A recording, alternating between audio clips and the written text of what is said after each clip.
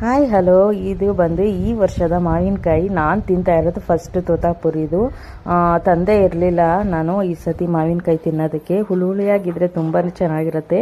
ಹುಳಿ ಮಾವಿನಕಾಯಿ ತಂದಿದ್ದೆ ಯುಗಾದಿ ಹಬ್ಬದಲ್ಲಿ ಚಿತ್ರಾನ್ನ ಮಾಡೋಕ್ಕಷ್ಟೇ. ಸೊ ತೋತಾಪುರಿ ಮಾವಿನಕಾಯಿ ಇವಾಗ ತೊಗೊಬಂದು ಕಟ್ ಮಾಡಿ ಉಪ್ಪು ಖಾರ ಎಲ್ಲ ಹಚ್ಕೊಂಡು ತಿಂತಾ ಇದ್ದೀನಿ. ನಾನು ಸ್ಕೂಲ್ ಡೇಸಲ್ಲಿ ಕಾಲೇಜ್ ಡೇಸಲ್ಲೆಲ್ಲ ತುಂಬ ತಿಂತಿದ್ದೆ ಈ ಥರ ಎಲ್ಲ.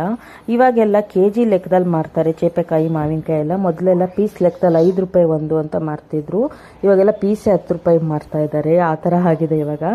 ಹಾಗೆ ನೀವೆಲ್ಲ ಯಾರೆಲ್ಲ ಇದನ್ನು ತಿಂದಿದ್ದೀರಾ ಸ್ಕೂಲ್ ಡೇಸ್ ಕಾಲೇಜ್ ಡೇಸಲ್ಲಿ ಅಂತ ಕಮೆಂಟ್ ಸೆಕ್ಷನಲ್ಲಿ ತಿಳಿಸಿ. ನನಗಂತೂ ತುಂಬಾ ಇಷ್ಟ ಇದು. ಚೆನ್ನಾಗಿ ಉಪ್ಪು ಖಾರ ಎಲ್ಲ ಹಚ್ಕೊಂಡು ತಿನ್ನೋದು ಸಖತ್ತಾಗಿರುತ್ತೆ.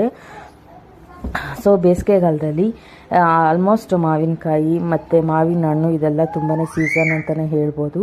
ನನಗಂತೂ ತುಂಬಾ ಇಷ್ಟ ಆಯಿತು, ತುಂಬಾ ಖುಷಿ ಆಯಿತು ಅದರಲ್ಲಿ ಉಪ್ಪು ಖಾರ ಹಚ್ಕೊಂಡು ತಿನ್ನೋದು.